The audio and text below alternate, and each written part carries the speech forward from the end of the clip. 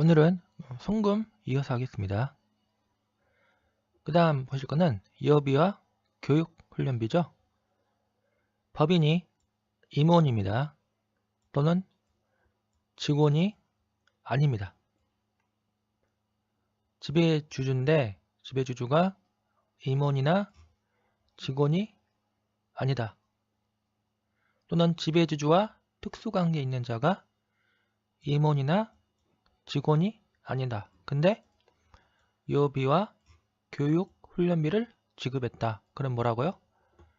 소득금액 계산 시 송금에 산입하지 않는다. 그러니까 법인의 지배주주이면서 임직원이다. 대표이사 같은 경우면 그 여비와 교육훈련비는 송금에 산입한다는 겁니다. 임원이나 직원이 아닌 지배주주한테 여비나 교육훈련비를 지급한 경우에는 송금에 불산입한다. 아시겠죠? 그 다음 보시면 공동경비입니다. 법인이 당해 법인 외의자입니다. 동일한 조직이나 사업을 공동으로 운영한다. 이때 지출한 금액이죠. 그러면 그 송금을 얼마만큼 인정해 줄 것인지, 공동경비에 대해서 송금을 얼마만큼 인정해 줄 것인지에 대해서 공동경비 배부 기준을 정하고 있다는 겁니다. 그리고 공동경비 배부 기준을 초과하는 금액은 송금 불산입한다. 예를 들어서 출자에 의해서 특정 사업을 공동으로 이행해야 한다. 그러면 출자 비율입니다. 40%, 60% 있죠. 이 출자 비율에 의해서 공동경비를 배부한다. 그리고 그 배부액, 그 기준금액 초과하는 금액은 송금 불산입한다는 겁니다. 나머지는 뭐 그냥 한번 보세요. 중요한 거는 아닙니다. 말 문제로 나온 적이 있다라고 생각하시면 되겠습니다. 그 다음 보시면 수선비입니다. 수선비는 송금입니다. 그리고 감가상각비는 한도액 내에서 송금이다. 그 다음 임차료 있죠? 뭐 기계 장치를 임차할 때 이때 지급한 임차료는 송금입니다. 그 다음에 차입금 이자 있죠? 이자 비용. 회사가 돈을 빌린 거예요. 이게 부채죠. 부채가 발생했다. 그러면 이 부채 차입금에 대한 이자 비용은 업무와 관련이 있는 경우 송금입니다. 회사가 이자 비용 처리한 경우 송금으로 인정해 준다는 겁니다. 그 다음 보시면 자산의 평가 차손이죠. 우리는 앞에서 배웠듯이 법인이 자산 평가 손실을 장부에 계상했다. 그러면 뭐예요? 송금으로 인정하지 않죠? 그러니까 송금 불산입니다. 손실 또는 비용에 대해서 송금으로 인정해주지 않는다. 왜냐하면 손익 조작할 수 있답니다. 손익 조작. 그러면 법인세 감소시킬 수 있다. 그렇기 때문에 자산 평가 손실에 대해서 송금 불산입한다는 겁니다. 근데 이 송금으로 인정해주는 경우가 있다는 겁니다. 근데 이 송금으로 인정하는 경우는 결산조정사항이죠. 회사가 장부에 비용으로 계상한 경우에만 송금으로 인정해준다. 예를 들어서 회사가 보유한 재고자산이 있죠. 이게 파손이나 부패됐다. 부패되면 팔 수가 없죠. 마찬가지로 파손됐다. 이런 경우도 팔 수가 없어요. 정상가격으로 판매할 수 없다. 이때는 뭐 폐기 처분한다든지 아주 낮은 가격으로 파는 거죠. 이런 경우 발생한 재고자산 평가 손실입니다. 그런 경우 이 재고자산 평가 손실에 대해서 회사가 장부에 손실을 계상한 경우, 비용 계상한 경우 송금으로 인정해 준다는 겁니다. 그 다음 보시면 유형자산이죠. 유형자산으로 천재지변, 지진, 재난 이런 거 발생해가지고 파손 멸실된 유형자산 평가손실입니다. 기계 장치가 있는데 지진 나가지고 못 쓰게 됐어요. 그러면 이때 발생한 손실 있죠? 평가손실분 송금으로 인정해 준다는 겁니다. 그 다음에 회사가 법인이 주식 보유한 경우입니다. 법인이 주식 보유, 어떤 주식 보유한 경우죠? 주권 상장 법인 주식 보유하고 있습니다. 근데 이 주권 상장 법인이 부도가 발생한 경우입니다. 부도가 발생했다. 또는 회생계획 인가 결정을 받았다. 회생계획 인가 결정 받았다. 그 다음에 단어 뭐죠? 부실징후 기업이죠. 부실징후 기업이 됐다. 그러면 이때 주식 평가손실 있죠? 이 주식 평가손실, 유가증권 평가손실입니다. 이 주식 평가손실에 대해서 송금으로 인정해준다. 다만 비만 계정이었죠? 사업연도 종료일 현재 유가증권 시가가 1,000원 이하인 경우에는 1,000원으로 인식한다. 이건 비만 계정입니다. 시가가 1억인데 그 회사가 망해가지고 1,000원 이하가 된 경우입니다. 그러니까 휴지조각 된 경우죠. 그런 경우 시가가 1,000원 이하인 경우는 1,000원으로 인식한다는 겁니다. 이건 비만 계정이에요. 나중에 이 회사가 다시 또 살아나갈 수도 있기 때문에 그러면 그때 이익 본 거에 대해서 세금 과세하기 위해서 비만 계정 1,000원 남겨두는 겁니다. 만약을 대비해서. 그 다음 보시면 뭐예요? 대통령령으로 정하는 주식이죠. 이 주식이 뭐가 있죠? 주권 상장법인이 발행한 주식. 그 다음 보시면 중소기업 창업 투자회사나 신기술 금융사업자가 보유한 주식으로서 창업자나 신기술 사업자가 부도가 발생한 경우, 회생계획 인가 결정받은 경우, 부실징후 기업이 된 경우, 이런 경우입니다. 또 하나는 뭐예요? 비상장법인 비상장법인입니다. 주식을 발행한 법인이 비상장법인이고 당해법인과 특수관계가 없는 법인입니다. 특수관계가 있으면 안 돼요. 특수관계가 없는 법인으로서 그 주식이 부도가 발생한 경우, 회생계획 인가 결정받은 경우, 부실징후 기업이 된 경우 등입니다. 그럼 이 특수관계에 있지 않는 법인, 당해법인과 특수관계에 있지 않는 비상장법인이죠. 비상장법인이 발행한 주식을 당해법인이 보유하고 있는 경우로서 그 비상장법인이 부도가 발생한 경우, 회생계획 인가 결정받은 경우, 부실징후 기업이 된 경우 당해 주식에 대해서 평가손실을 인식한 경우 송금으로 인정해줍니다. 그리고 이 파산하는 경우 있죠.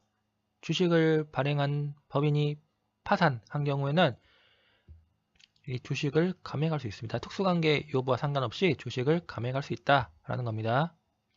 그리고 이 유가증권의 경우 평가손실을 인식할 때 사업연도 종료일 현재 유가증권 시가가 1,000원 이하인 경우에는 1,000원으로 인식한다라는 겁니다. 이 파산한 경우는 상장 주식과 빙상장 주식에 상관없이 주식 평가 손실을 인식한다. 이 경우 시가로 평가한 금액 1,000원 이하인 경우는 1,000원으로 인식한다. 아시겠죠? 어렵지 않죠? 그리고 주식 평가, 자산의 평가 처소는 감액 사유가 발생하는 사업연도 또는 그 사유가 확정된 경우, 확정되는 사업연도에 송금 산입할 수 있다라는 겁니다. 장부에 계산한 경우 송금에 산입할 수 있다. 감액 사유가 발생한 사업연도에 평가 손실을 비용으로 계산하지 않은 경우에는 자산을 처분하거나 폐기하는 사업연도에 송금에 산입하여야 한다. 아시겠죠? 사유가 발생한 사업연도 또는 사유가 확정되는 사업연도 이때 송금 산입해야 된다. 한 경우에 장부에 손실을 계산한 경우 송금 산입할 수 있고 이때 장부에 비용으로 계산하지 않았다. 그러면 자산을 처분하거나 폐기한 사업연도에 송금을 산입한다는 겁니다. 어렵지 않죠? 그 다음 보시면 제세 그 기타의 송금 항목 해가지고 법인의 제세 공과금 이런 건 다 송금입니다. 그 다음에 영업자 단체인 협회 또는 조합에 대한 회비입니다. 이거는 상공회의소죠. 상공회의소. 상공회의소에 지급한 일반 회비입니다. 일반 회비만 송금, 특별 회비는 송금 불산입니다. 일반 회비가 뭐예요? 경상회비죠. 경상적으로 입회금이라든지 매달 납부하는 회비 이런 겁니다. 이런 거는 전액 송금으로 인정해준다는 겁니다. 영업자가 조직한 단체로서 법인이거나 주무관청에 등록한 조합 또는 협회에 지급된 회비, 일반 회비입니다. 일반 회비하고 특별 회비 구분하세요. 일반 회비만 송금이다. 그 다음에 이건 몰라도 되고요. 무료 진료 가액. 이것도 몰라도 돼요. 그 다음 보시면 기증한 잉여식품 장부가액. 법인이 기증한 경우입니다. 제조업이나 도매업, 소매업을 영위하는 내국법인. 이 법인이 해당 사업년도에 발생한 잉여식품을 기증했다. 기증한 경우 그 기증한 잉여식품 장부가액은 송금으로 본다. 이 경우 그 금액은 기부금에 포함하지 않는다. 그러니까 기부금에 포함하지 않고 전액 송금입니다. 기부금은 한도액만큼은 송금이죠. 근데 제조업, 도매업, 소매업을 영위하는 내국법인이 기증한 잉여식품은 무조건 송금입니다. 전액 송금이다. 그 다음 보시면 업무와 관련된 해외 시찰비와 훈련비 이런 게 있다. 그 다음 보시면 맞춤형 교육을 위한 지출입니다. 교육 훈련비죠. 이것도 송금이다. 그 다음 보시면 우리사주조합에 출연하는 자사조의 장부가액과 금품입니다. 이 우리사주조합은 법인 내부에 있는 조합입니다. 이 조합의 구성원은 법인의 사원입니다. 법인의 직원들이 우리사주조합에 구성한다. 구성원입니다. 그리고 법인이 우리사주조합에 출연하는 자사조의 장부가액과 금품이죠. 그러면 우리사주조합이 이거 받아가지고 다시 그 직원들한테 주식을 나눠주는 거기 때문에 법인이 우리사주조합에 출연하는 자사조의 장부가액과 금품은 송금이다 라는 겁니다. 이거 좀 외우세요. 그 다음 보시면 미술품의 취득가액, 장식, 환경미화 등의 목적으로 사무실이나 복도 등 여러 사람이 볼 수 있는 공간에 항시 전시하는 미술품의 취득가액은 손비로 계산한 경우입니다. 손실이나 비용으로 계산한 경우에 한해서 송금으로 본다. 다만 취득가액이 거래단위별로 1000만원 이하인 경우. 이 미술품이 좀 비싸요. 그 물감값이 비싸가지고 보통 그 몇백만원 듭니다. 그 원재료 값이. 그럼 이런 그림을 사가지고 전시하는 경우죠. 이런 경우 취득가액이 1000만원 이하인 경우. 이런 경우에는 법인이 손실이나 비용으로 계산한 경우에 한해서 송금으로 인정해 줍니다. 외우세요. 거래 단위별로 1000만원 이하인 미술품입니다.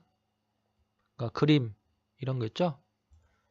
그 다음 보시면 광고 목적으로 기증한 물품의 구입 비용.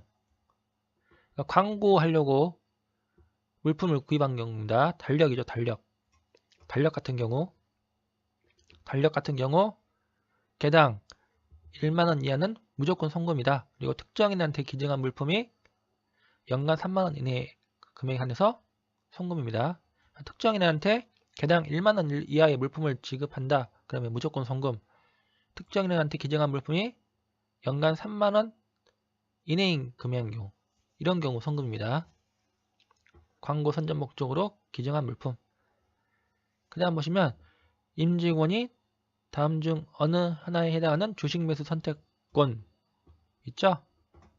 행사한다 또는 지급받는 경우, 현금 지급받는 경우, 주식 매수 선택권 또는 주식 기준 보상을 부여하거나 지급한 법인이 행사 또는 지급 비용에 보전하는 금액. 약간 좀 어렵죠? 어렵지 않습니다.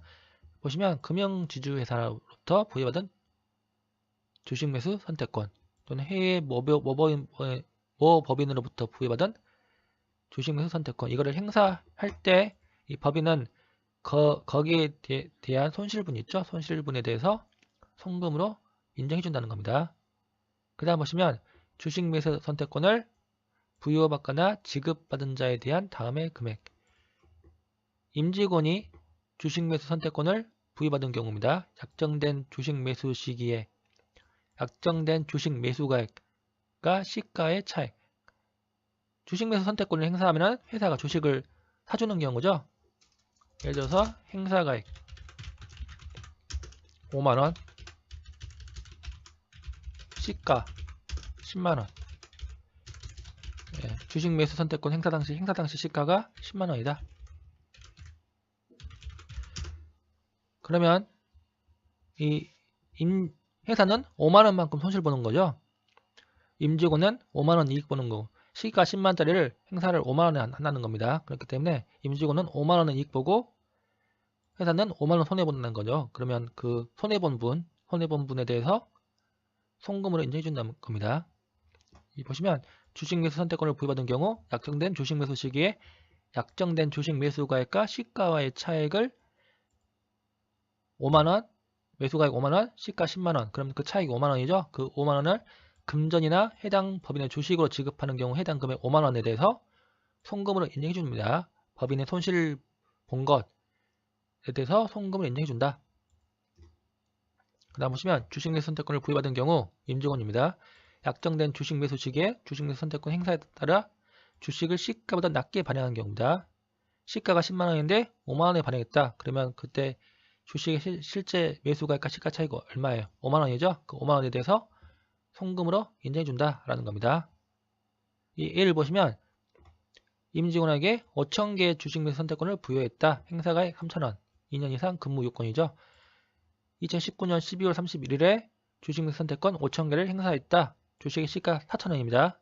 행사가액 3,000원. 시가 4,000원. 그러면 얼마예요? 1,000원 곱하기 5,000원이죠? 그럼 500만원입니다. 그러면 이 주식 보상 비용 500만원 대해서 송금 인정해준다는 겁니다. 아시겠죠? 그러니까 항상 할 때 뭐예요? 행사가액 얼마인지, 시가 얼마인지, 그러면 그 차액 5,000원, 2,000원이죠? 거기 5,000원 곱하기 하면 된다. 아니 4,000원이죠? 시가 4,000원, 행사가액 3,000원, 차액이 1,000원, 그리고 5,000개 행사했으니까 500만원. 이 500만원에 대해서 송금 해준다는 겁니다. 어려운 거 아닙니다. 그러니까 보시면 행사 시점에는 송금 산입, 그 가득 시점 있죠? 중급액에 나와요.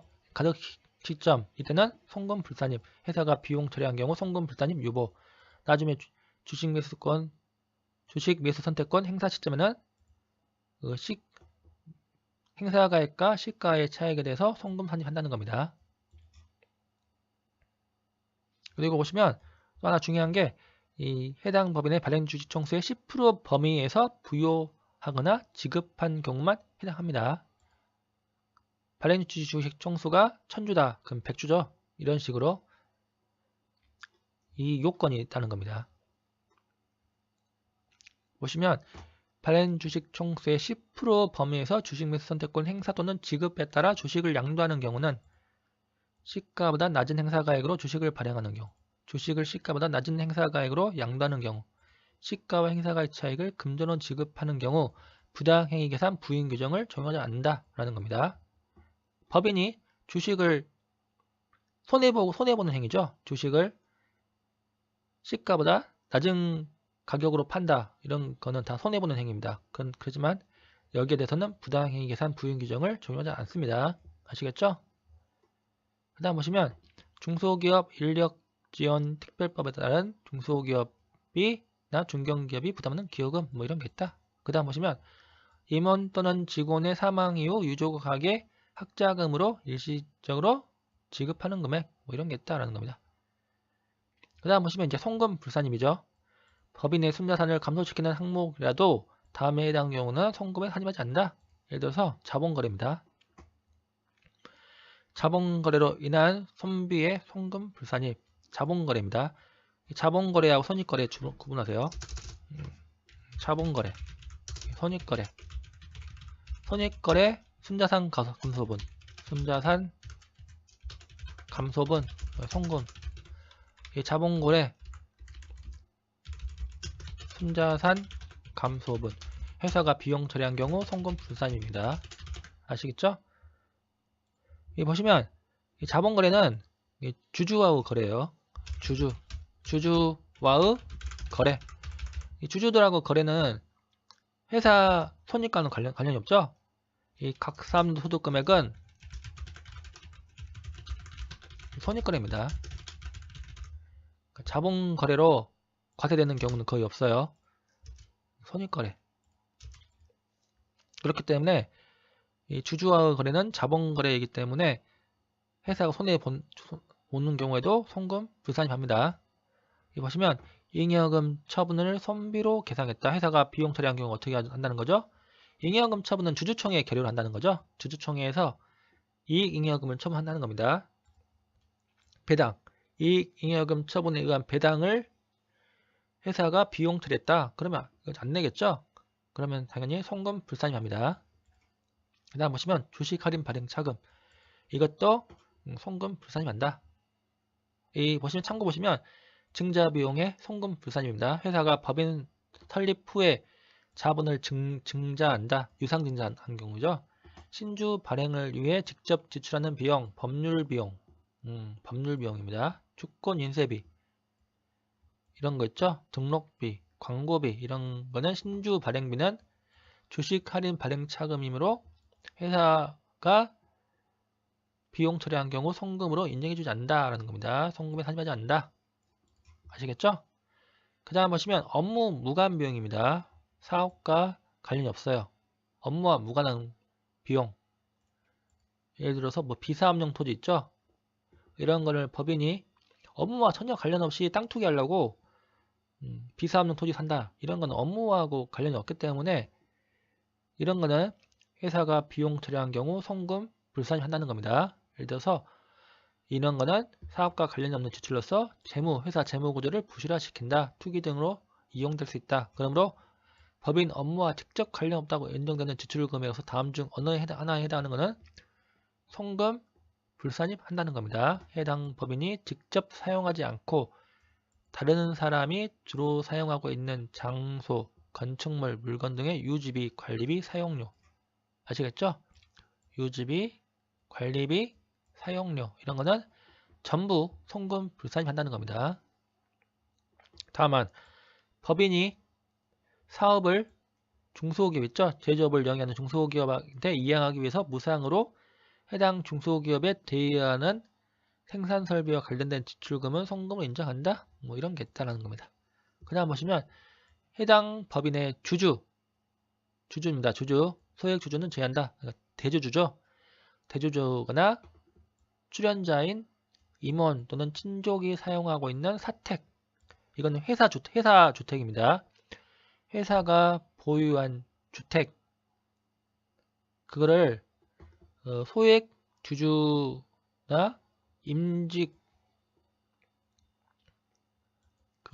소액 주주인 임직원이 아닌 대주주인 임직원이 있죠. 이런 사람의 사택 회사 주택의 유지비, 관리비 사용료와 이와 관련된 지출금 이거는 송금 불산입 한다라는 겁니다. 그러니까 이거는 다시 또 배울 거예요. 그다음 보시면 업무와 관련 없는 자산을 취득하기 위해 지출한 자금의 차입과 관련된 비용. 업무와 관련이 없다는 거죠. 업무 무관 자산을 취득하기 위해서 지출한 자금의 차입입니다. 차입과 관련된 이자 비용이죠. 이자 비용은 송금 불산입 한다. 그 다음 보시면 해당 법인이 공유한 형법 또는 뇌물방지법에 따른 뇌물이죠. 뇌물 당연히 송금 불산입 한다. 그 다음 보시면 노동조합 및 노동관계조정법을 위반하여 지급하는 급여 이것도 송금 불산입 한다. 일단 볼게요. 업무 무관 자산입니다. 업무 무관 자산의 범위 법인 업무에 직접 사용하지 않는 부동산 다만 법소정 유예기간이 있어요. 유예기간까지는 업무 무관 자산으로 보지 않습니다.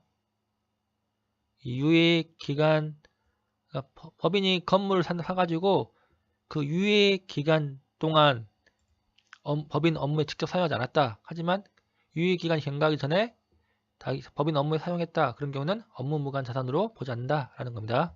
그 다음 보시면 법소정 유예기간 중에 당해 법인의 업무에 직접 사용하지 않고 양도하는 부동산. 그러니까 회사가 건물을 샀어요. 자기 사옥으로 쓰려고 건물을 샀는데 이거 막상 사니까 별로 필요가 없을 것 같아가지고 유예기간 중에 그 건물 다시 팔아버린 거예요.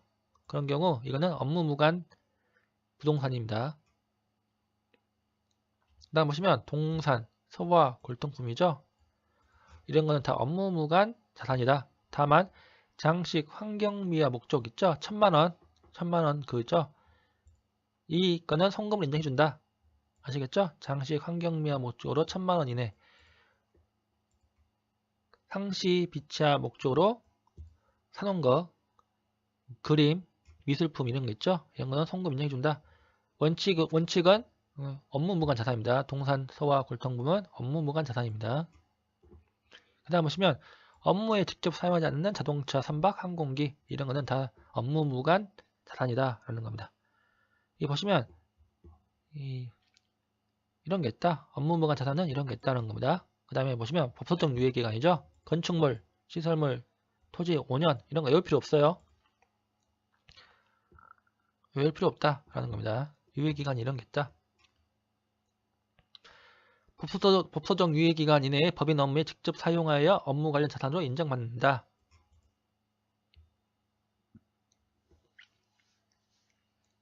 그 다음 보시면 이게 중요한 게 이거예요. 업무무관 자산을 취득, 관리하면서 발생하는 비용. 이거 뭐라겠어요? 송금 불산입니다. 내국법인이 업무와 관련 없는 자산의 취득 또는 관리하면서 생기는 비용 이런 거는 전부 회사 법인이 비용으로 계산한 경우 송금 불산이 만다 라는 겁니다. 볼게요. 법인이 업무무관 자산을 취득했다. 그러면 세무상 자산으로 인정한다 합니다. 중요한 건 뭐 유지관리비입니다. 유지관리비.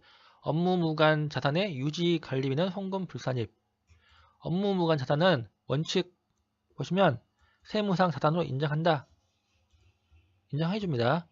이걸 부인하지 않아요. 이 보시면 업무무관 비용의 송금 불산입 규정은 업무무관 자산 취득 자체를 부인하는 것이 아니고 그 유지비나 관리비를 부인하고자 하는 것이다. 만약 세법에서 업무무관 자산 취득 자체를 인정하지 않는다. 그러면 어떻게 해요? 송금 산입 마이너스 유보 해가지고 그 자산 자체를 인정하지 않는다는 거죠. 자산 취득 500. 근데 회사 세법은 만약 이걸 인정하지 않는다. 그러면 송금 산입 마이너스 500 하는 거죠. 그러면 0. 회사는 자산을 보유하지 않는다 라는 결과가 나옵니다. 하지만 세법은 이러질 않아요. 이 세무상 자산 취득으로 인정해준다. 그러므로 여기 대해서 송금산입 마이너스 유보 이런 거 하지 않습니다. 세무상 자산으로 인정해준다. 즉 법인의 업무무관 자산 취득 자체를 부인하는 것은 아니다. 다만 업무무관 자산의 유지비나 관리비를 비용으로 계산한 경우 송금 불산입 한다. 감가상각비 송금 불산입, 수선비 송금 불산입, 업무무관 자산에 관련된 유지비와 관리비는 모두 송금 불산입 한다. 그러니까 업무무관 자산에 대한 납부한 취득세겠죠. 이거는 자산의 취득 원가를 구성한다는 겁니다. 그 다음 보시면 유지비와 관리비는 송금 불산입 한다. 감가상각비 계산한 경우 송금 불산입 한다. 처분한 게 처분할 때 양도가액은 입금으로 인정하고 장부가액은 송금으로 인정한다. 아시겠죠? 이게 어려운 거 아닙니다. 그 다음 보시면 업무무관 자산 취득을 위한 차입비용.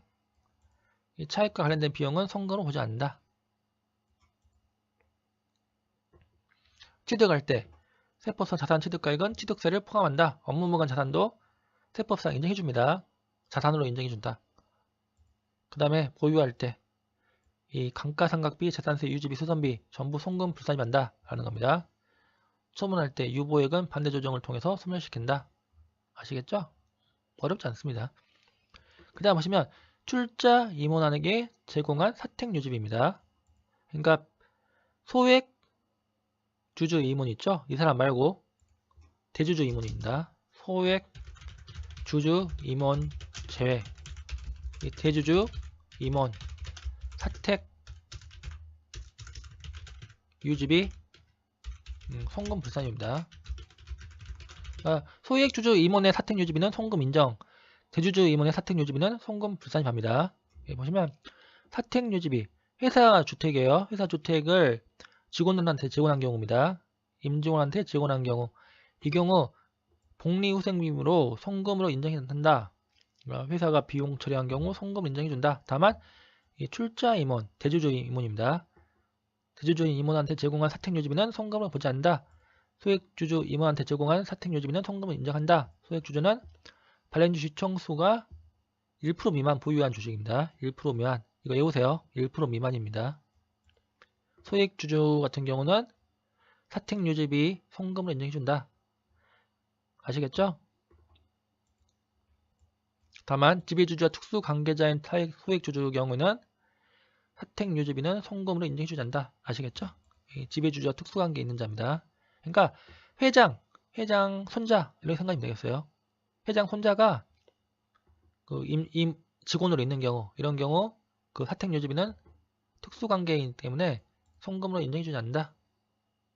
여기 보시면 법인이 1% 이상 지분을 보유한 출자 임원에게 사택을 제공하고 사택유지비와 관리비, 사용료를 비용으로 계산한 경우 비용 처리한 경우액은 송금 불산입니다. 이거 외우세요. 법인이 1% 이상입니다. 소액주주는 1% 미만, 대주주는 1% 이상입니다.